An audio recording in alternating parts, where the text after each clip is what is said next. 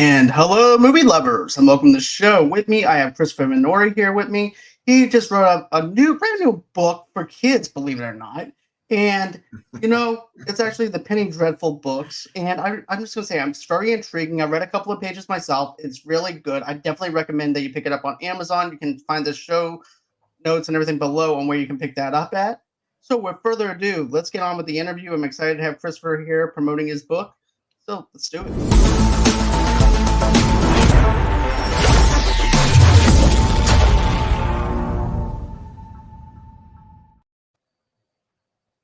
And hey, Chris, how are you? Hello. Good to be back. Thank you so much. It's great to have you back here, man. It's a privilege to have you as always.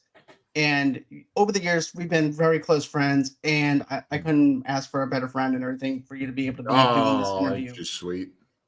And isn't this guy this handsome guy on here? I mean, come on, you have Christopher Minori here, and with this Johnny Depp like hairstyle My from Secret Johnny Window. Depp hair. But anyways, we're not here to talk about that. We're here to talk about your book, man. I just want to say I ended up reading a couple of pages myself. My favorite part is where Penny is going through the different rooms of the house, and she's sliding down the banister, which I did as a kid, and fell off the banister because I'm clumsy. But Right. yeah, I really love that innocence of a child going through rooms and using their imagination throughout the whole entire mansion of this house. But yeah, I definitely liked it. Yeah. Oh, wow. That's awesome. That's huge praise coming from you because I know how jaded you are. Like Yeah, you didn't you know even me. like I always have to Flash. talk about myself. Yeah. No. Penny. Penny's 13 years old. Right.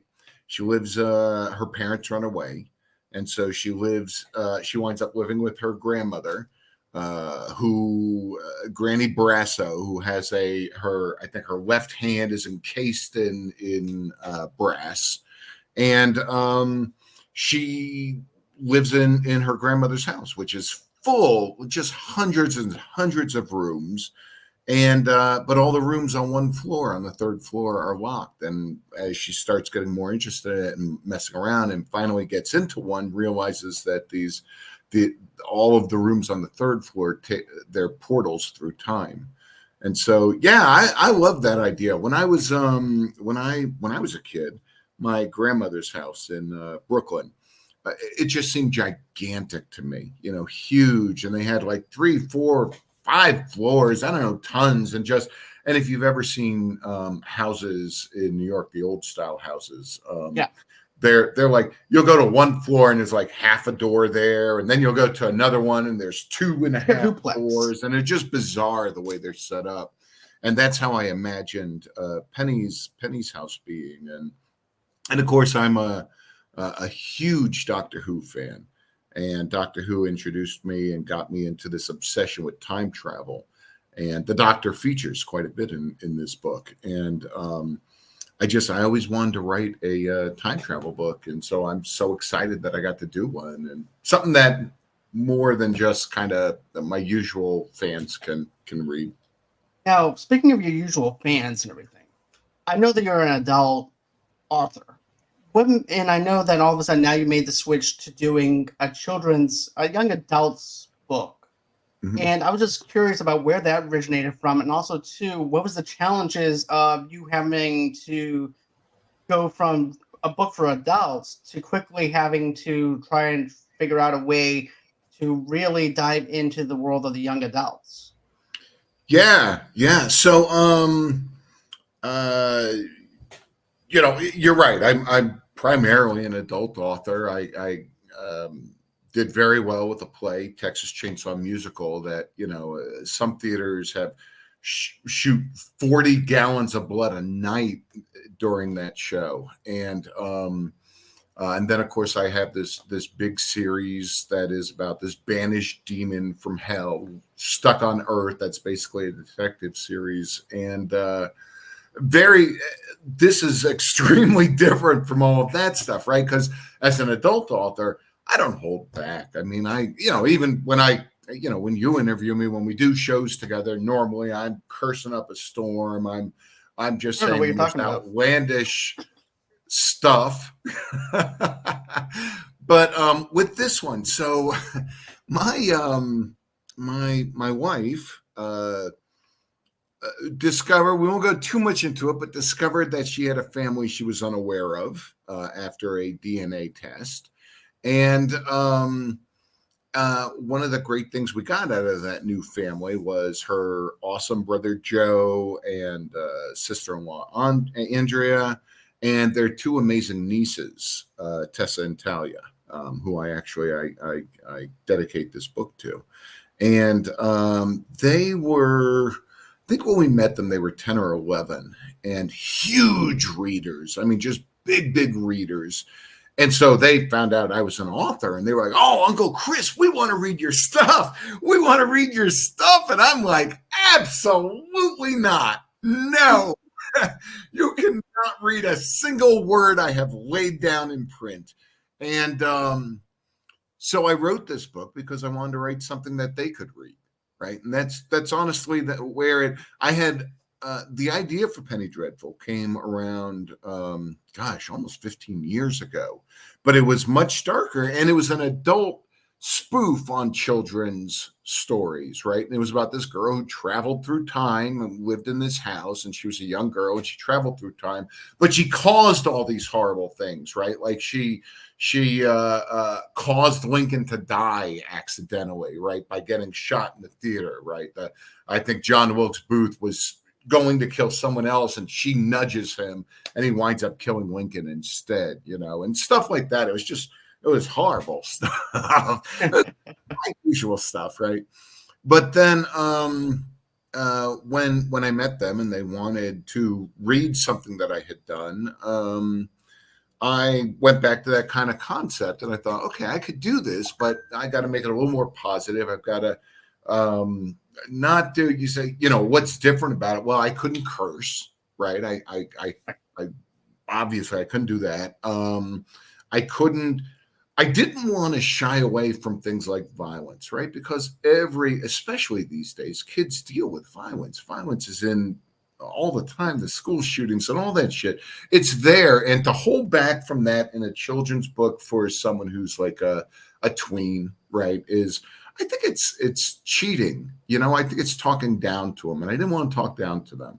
So, but learning to do violence, and when I do it in my adult books, I just unabashed, right? I mean, I write insane stuff and huge amounts of gore. And so there's a whole battle that goes on. In fact, Penny winds up going through 3 or 4 different wars throughout history. And I didn't want to shy away from the violence, but at the same time, you can't be so dark about it, right? You can't be very gore and everything. You have to put the themes in, like I had to talk about how horrible war is and how it affects people and how people die, right?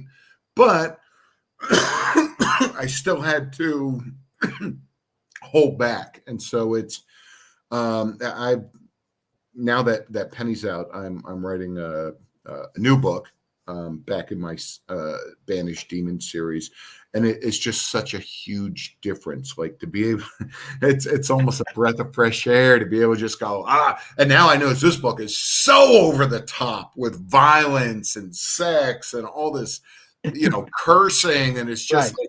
like I feel like I was like, okay, for 2 years I was so good. Now I have to really make up for it, right? It's like you were locked in a cage while writing this book, and then now all of a sudden, after the book is over with, writing the book, now you're let out. So now it's like, okay, time to rain the mountains of hell over this book now, over this new other book that I'm having to do. Exactly. It's nice though, because look, most of the stuff that I write is pretty niche, right? You got to like comedy and you got to like horror, and a lot of people who like horror don't like comedy. A lot of people who like comedy don't like horror. Comedy is so subjective anyway. Right. Horror is pretty easy, right? There are certain things that just scare all of us, but comedy is really hard. Well, with you, I mean, you're easy, right? What makes me laugh makes you laugh too. But there's a lot of people who will think the things that we laugh at are insane, and there's other stuff that makes them laugh that we think. So that stuff was very niche, and here I just think I have a huge market. YA material is real big. And I think I've been really fortunate to write stuff. Now, my beta readers group, the people who have read it so far, they range from, I wrote it for like 13 to 18, but I've had people younger than that and well older than that, 50s, 60s, 70s, read this book, and they all get stuff out of it, right? They all love it. So I'm really hoping that this is something that can just really, even though it's YA stuff, like Harry Potter, man, that just transcended, right? It was meant for kids, and it blew up. And I'm hoping that would be great if that's what happens with Penny, because I'd like to write about her again someday. To be honest with you, I can see this gravitating towards the younger audience, like you're hitting, but also towards adults like us that wants something maybe not so much edgier, but maybe a little bit of a breather from everything else, and not taking so much of the violence, because like you said, even as adults, we see violence every single day as well, stuff like that. And so maybe we just need like a little bit of a break from the norm, and just have like a little relaxation and just go on this adventure of Penny. And that's what when I'm reading your book, I can actually picture Penny, and usually whenever I'm reading a book or something, I'm like really energized. I'm really into the book in a sense, but with your writing style and the way that you have Penny, I'm more relaxed. Right. Where I'm like just chilling on the couch, reading your book. I'm going on this adventure with Penny, and I like that laid back feeling versus like a Stephen King novel where it's like, oh my God, what's gonna, you know what I'm saying? Where basically there's no slow build up or anything. With yours, it's actually a slow build towards something, and the payoff is always phenomenal for me whenever I read. Wow, thanks. Thank you. Very welcome. Yeah. No, and the one thing I try to do is the one theme through almost all of my stuff, maybe not some of the short stories, but in general, is comedy, right? Like at heart, I'm a comedian. I like to make people laugh. I've always loved to make people laugh. And, this is not I'm not making kid jokes. I'm making adult jokes for children. I liken it to like Bugs Bunny. Bugs Bunny, man, you watch as a kid and you think it's hilarious, but then you watch as an adult and you're like, oh my God, I didn't even realize what they were getting at there, and I'd like to think that this is very similar. I think so too. I think that people are going to gravitate towards it. And, I know with some Penny Dreadful stuff, it has genre praise for its visual style and atmospheric settings. How did you collaborate with anything within that, inside the writing style of the book as well? That's something else. So, no, I mean, like I say, really the biggest influence on this was Doctor Who, right? And people know. And when I say I'm a fan, I'm not a fan. I am obsessed, right? To the point where there is more than one Doctor Who actor who has a restraining order against me, right? Love Doctor Who. And I just love that whole idea of traveling through time and meeting. That was my favorite part of the show, meeting all these people through history. And so Penny gets to go and meet,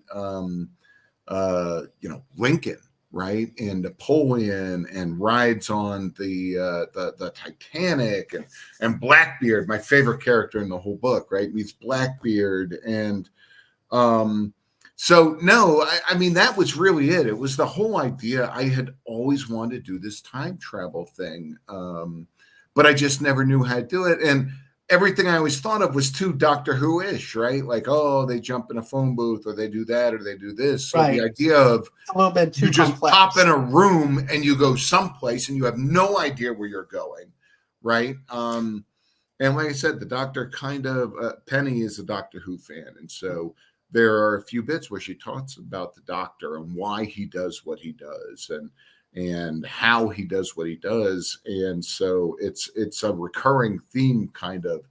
One of the chapters is even called "What Would the Doctor Do?" Right? Because that's how I try to live my life. And I think, like, the Doctor is such an amazing character. And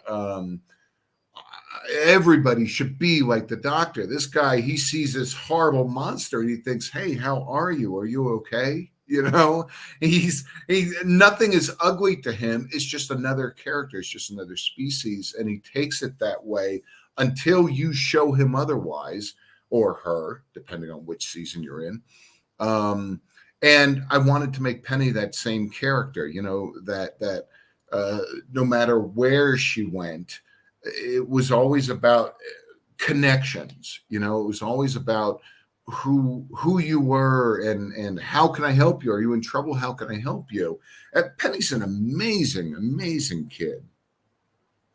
You know what? There's also something else I wanted to ask you though too. Now, is there like cause and effect with everything when she changes everything? Does she want to go back and try to change certain things where she accidentally messed something up, or is So it she, just basic? I'm just wondering out of curiosity. Without yeah, spoiling. no, she does want to do that. And she tries. However, this is a big problem with writing a book. You know, the thing is, there were so many themes I'm trying to do and reach out to that I couldn't be concerned with all these paradoxes she might create, right? Like all of a sudden, like, she saves Lincoln, let's say, from being assassinated. Well, how does that translate down the line to when, you know, to the 90s, right? And so I very early in set up a thing where time protects itself. So while she might make small changes, maybe she stops Lincoln from being assassinated by John Wilkes Booth, but then he dies in a horse trampling, right? Right. So I just, with everything I was trying to do in this book, I really didn't have the time to deal with paradoxes. Now, if this book sells really well, so anybody who wants a sequel, buy lots of copies. If this book sells really well and I wind up doing a sequel, that is really one of the things I want to start dealing with is what happens if she finds a room that allows her to change time in a majorly way, you know, and then what happened? How does she fix that? Because that's what she'd have to do at that point. I mean, you know, there's that old thing, the butterfly effect, right? You step on a Right. butterfly in the past, and all of a sudden, you've got Trump as a president. Never happened, but you know, let's say hypothetically. Right. And, so imagine if you went through, and this is the big thing people always say, right? It's the big pothead question. If you could go in the past, would you kill Hitler? Right. And of course, the thing everybody wants to say is, of course I would. Of course I would. All those people I could save. But imagine if you saved all those people who were meant to have died. Wow, what would that turn our future into? Right. I mean, that's major stuff. And I would love to now, you know, if I did the great thing about Penny and time travel stories is I could have her continue to go in a book and meet a bunch of people, or I could have her go to just one time period and make a change that affects so much. And then that's the arc of the story, is fixing that change, right? So yeah, it's just, that's what's fascinating about time is it's just so much you can play with, you know? Definitely. And you know, you were talking about how complex trying to explain time travel to young adults and stuff like that. I think in this book, it's so simplistic in the way that you explain it. It's perfect. It's understandable. You don't have to go back and try to reread a sentence to understand it. It's pretty much what you see is what you get. And that's something that I really like, is the simplicity of the story. It's not too wordy. It's actually fits in with the narrative of what Penny is doing, and you're in there. She explains it, and you're in that universe now with Penny going on this adventure, rather than explaining the whole entire time travel thing and she doesn't even understand it herself or anything either. So trying to put it into context on the page is probably even more not horrifying, but more complex for you to be able to explain it in the way that she's looking at things. But that's what I liked about it, was the simplicity of it and being able to understand your audience to the point where, like, you know what, I'm glad it's not too wordy. I can figure this thing out for myself. and I'm on this adventure and I'm ready to go. Yeah, and ultimately, uh, one of the things I loved that Doctor Who used to do was it was really supposed to be a children's show, and it was teaching people about kids about history, right? Marco Polo was a big one they did early on with the first Doctor, and going to cavemen. I have my own little caveman thing going on here, and that's one of the things I really hope happens here is I didn't go with I while I was writing this for today's 13, 14, 15-year-olds, I didn't want to write about modern characters. I wanted to do, about Lincoln, right? About the Titanic and these things that maybe the kids don't really know the details in. And my hope is, and one of my beta readers, oh, she was lovely. She was, I think she was 16, and in her notes to me, she'd be like, read this note, and she'd be like, I got to go look this up, and she'd go, holy cow, that actually happened. And that's what I would love is if people read this book, adults, but especially kids, go and look up these things, read all about the Titanic, and find out that the insane stuff that I put in here, like the craziest stuff that these historical characters do, is based on the truth. Good example, the Titanic. So, on the Titanic, they had lots of warnings about the icebergs. And in fact, the radio guy was so busy. All these people were on this new giant luxury ship, and they all wanted to send stuff, messages to their loved ones, by telegraph. That said things like, hey, hi, I'm on the Titanic, right? And stuff like that. And so the radio guy got so busy sending those that when he got the call that there are icebergs there, he literally, and I put this quote in the book, this is a direct quote, told the people warning them about the icebergs, shut up, I'm busy, right? Right. So you read the stuff that I put, and of course I put so much silly things in my books anyway, that I think people, I hope they research a lot of what's in here, because a lot of it really happened. Right. And you see, I'm a huge history buff. Abraham Lincoln is actually one of my favorite presidents and stuff like that too. And I think it's also too. He says great things about you too. See? I thought so. So what character am I? I'm just wondering, just curious. I'm joking. You're like Kevin Smith before he started Clerks 3. Okay, I like that idea. That'll work, right? Yeah, that'll work. Put that in the sequel. He's historical. I don't know. I love Kevin Smith. But I think that it's fun to be able to play around with the history and for kids to be able to learn on their own afterwards.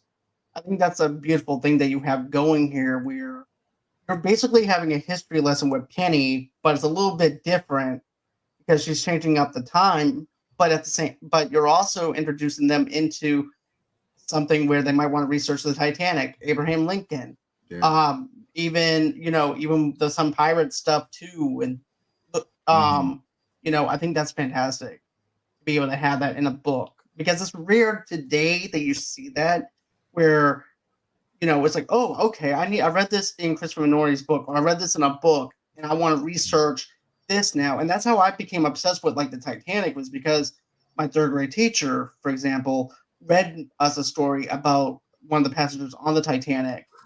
And that's whenever I became obsessed with the Titanic, to the point where I winded up going to, when I was 2 months in Boston, I went to the museum for the Titanic. Oh, wow. How was that? It was fantastic. I really loved it. Nice. I got to see everything I wanted to see.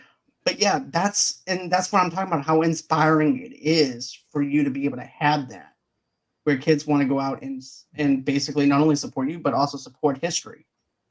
Yeah, no, I really hope it opens up. I think today's kids, though, I think they will. I think today's kids with Google, they were raised on Google, right? They've never not known Google. They've never not known the internet, right? And so I think they're born to research, those kids.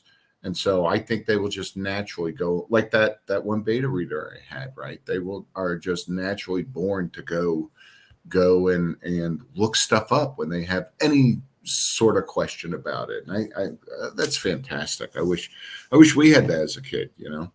Me too. I really do. And I think that this opens up many doors for you as well when it comes down to your writing abilities and be able to shape you into being able to do more for young adults, and then then you can actually, like you said, you can brainstorm on other ideas and just let it rip right on through another book Yeah, for yeah. adults. I would love to write about Penny again. Well, yeah. And so, speaking of adults, so I'm actually working on my. I don't even know if I should throw the title out until I've sold a lot more Penny books. So yes, I am working on a new detective novel with my demon and his cult called Bigger Than Jesus. Um, and it's like I said, it's in the complete opposite direction right now. It's so big, so over the top. Sam, the demon, gets outsourced to heaven to have to work for God and Jesus, and it. So yeah, it's like I said, it's fun getting back into that world. But I think Penny easily lends itself to its own series, and I would love to write about her again. She's so much fun and she's so easy. She just talks to me. She's so easy to write, and she completely tells me what I need to, what I'm supposed to be saying and happening. Her and You can tell that her with the little writing, though, buddy. to be honest with you, because the way that you have everything layered down into the pages, I'm like, this is so smooth and so smart and how it's laid out. Mhm. Like, I bet Chris is just over there, just steadily just typing on his computer and just smoothly writing this thing because of how smooth it is to be able to talk about Penny and let her do the talking while Mhm. you do the typing. It's very spot on to what you're Yeah. saying. Well, that's what I do with all my characters when I write. There's two types of writers. There are plotters who do great big outlines, and either way is wrong. For you wannabe writers out there, there are people who they create these giant outlines, and they have. I know one guy. He has like every single chapter outlined, and by the time he goes, his outline is pretty much his book, right? And then Right. there are pantsers, and that's me, somebody who I might have the title, I have a very brief line of what the story's about, and maybe not, I know how it ends. And then I just sit down, and every chapter is a surprise to me. And it's great because as a big reader, as I am, um, I love reading my stuff. Like I don't know what's going to happen until I've written it, and Right. that's true. I that's just how I write. I don't know what's happening until it happens. My characters really direct where I'm going and how they're going to change and what their arcs are and what the plot is. I have no idea Right. and by the time I get about halfway to three-quarters of the way through, then I kind of know where I'm heading at that point and where it's going to end. But for most of the time, I'm just as surprised as you guys. That's awesome, though, man. That's a sign of a good writer, though, is someone that reads their own work and then, like, well, maybe if I go on ahead and change up a few things here and do a couple of rewrites here, I can actually strengthen the wording here. I can strengthen the plot lines here, and then go back and redo it, and then it's even better than what you had the first time that you laid out. Yeah, well, that's my kind of thing, and as long as we're talking about writing and the process of writing, so I'll just throw this out there. I have this YouTube channel, CT Minori, that's me, and uh, as I've gotten towards the end, like once I finished actually doing all my drafts and everything, and then started working on formatting and every extra thing you do to, once you finish the story and have finished all the drafts and have gotten your final edit done, then you have to add extra content like the copyright page, right? And the dedication page and page numbering and formatting for publication, and then going to KDP and actually doing the publishing stuff and creating your cover. So I've actually been doing a series. Once I got to that point with Penny Dreadful. So if you're an author who wants to self-publish and you want to know how to do, what do I do once my book's ready and now I'm ready to start self-publishing, what do I do? I have this entire series. I think it wound up being a 7 or 8 part series on each major thing you have to do to get it published. And it ends when I hit the publish button. So, Okay. yeah, if you're an author, definitely worth going to my channel and checking that out. Yeah, going ahead. I'll have that in the show notes for his channel and everything else in below. But man, I just want to say it was an honor to be able to talk to you about Penny Dreadful. I love the book. Thank you. I can't wait Thank to you. see more of what she's gonna do. I'm probably gonna wind up reading a little bit more of it later on tonight, and I'll probably wind up aggravating you because I'm probably gonna wind up writing a long message to you. But That's good. Oh, I'd love it. Would love it. yeah, The only thing I'd like to say is, so anybody who wants to pick up my book can pick it up. Probably the easiest way is to go to Amazon. It's on paperback and Kindle, and do a search for my name, Christopher Minori, and all my books will come up, and you'll see Penny Dreadful there. And keep in mind, my other stuff, absolutely buy it. It's great stuff, but it is adult. It's not for a 13-year-old. If it is, like, if you think my other stuff is for your 13-year-old, probably we should be calling CPS on you. That's my feeling. But yeah, and if you buy my book, the biggest thing y'all can do for me is do a review for me on Amazon, please.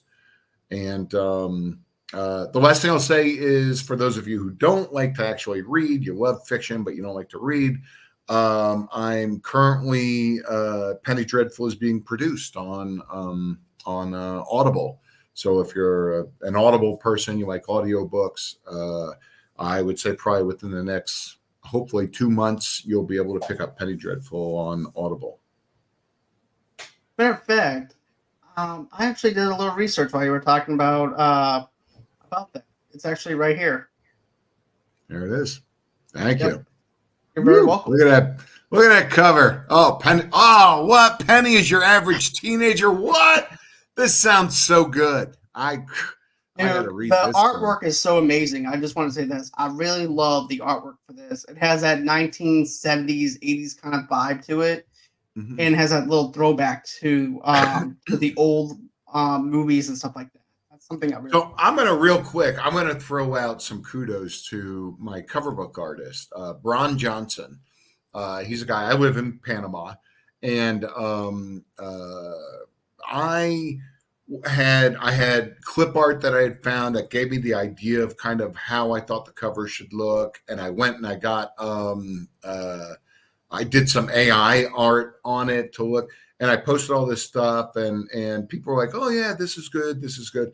And then this one guy who lives in Panama, in my city, and I'm good friends with his mom, says, "Hey, I got an idea," and just looked at the stuff I had posted, and in 2 minutes came up with this concept that was very close to what the eventual cover was. And he's like, "What do you think of this?" And I'm like, "You're hired."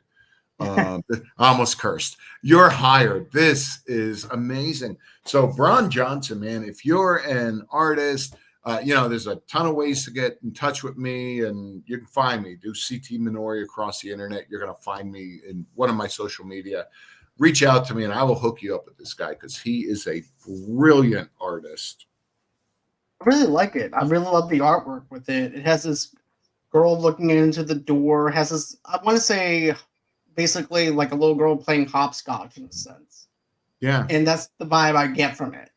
And the innocence of the child looking through the door to time travel. It has a Lion Witch in the Wardrobe kind of flavor though too. Is something else I want to mention because of the fact that it's so that's something I really like. Yeah. Wow. No, that's huge praise. Thank you. Very welcome. So guys, that's gonna be it as far as this interview goes. I hope that you guys go ahead and support Christopher. He's a very talented writer. I definitely recommend reading some of his adult books if you're not under the age of 10, that is.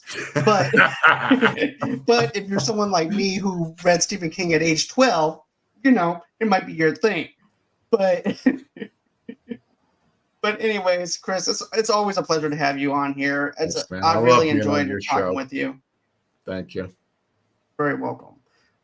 Just a little heads up, guys. So tomorrow night, Rossie will be with me, and we'll be doing a non-spoiler review for a movie that a subscriber and fan wanted us to review. That film is called Everything Will Be Fine, and that movie stars James Franco. We're going to go on ahead and do a non-spoiler review for that one. And then on the 31st, we'll have Rossie back over here by herself interviewing an indie rapper on the 31st, and it'll be 4:00 p.m. Central Standard Time, and it'll be at 2:00 Pacific Standard Time for that interview. So a little bit of a change of pace a little bit, but I promise you that she's going to bring on the fire like she normally does when she comes down to interviewing people. So with that being said, guys, I hope that everyone has a great and safe night, and we'll catch you back here on the next one. And don't forget to go on ahead, smash that like button, smash the subscribe button. Go over to our podcast, audio-only podcast as well. Give us a 5-star review. That helps us out in letting the audiences find us as well. And get yourself some merch. We have a merch store. The link's in the show notes below. But yeah, that's about everything that I'm going to be doing as far as housekeeping goes. And bye-bye.